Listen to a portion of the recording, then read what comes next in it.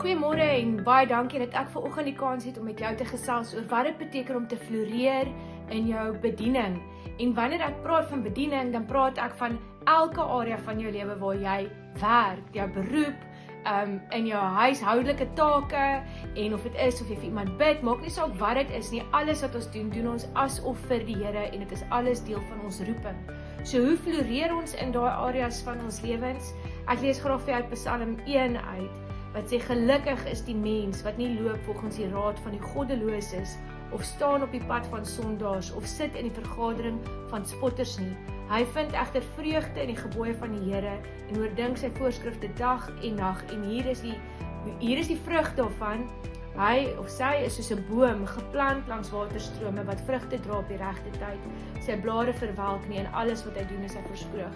So wanneer ons lewe aanpak in hierdie manier, waar ons werk, en ons kerk, en ons familie, en ons vriendskappe, ons gemeenskap invloed, wanneer ons alles wat ons doen, aanpak vanuit hierdie bewustheid, dat ons doen dit in God se diens, ons doen dit asof vir Jesus, so ons doen ons heel beste, en ons doen dit op 'n goddelike manier.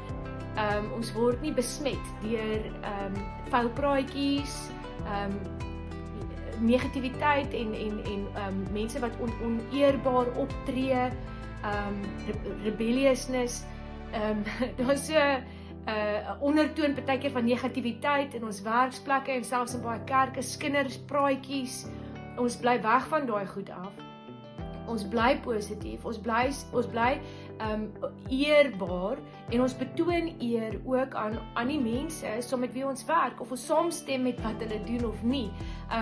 Jy dink maar aan Noag. Jy weet, toe Noag daar uit die ark uitklim, die eerste wat hy gedoen is, hy het 'n wingerd geplant. Die man was dors.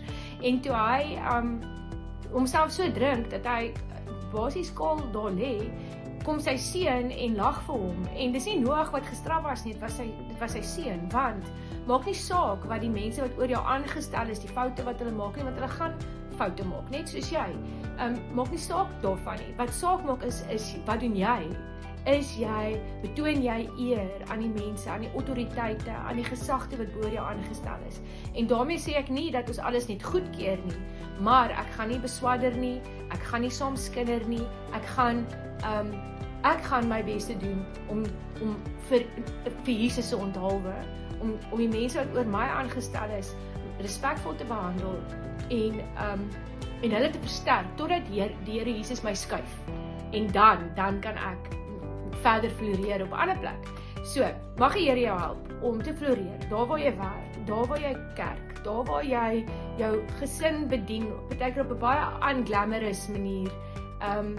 Onthou net, hy sien alles, en as ons dit doen met die regte gesindheid, dan gaan jy wees soos 'n boom geplant, met diep wortels en vrugte in elke seisoen. Kom ons bid saam.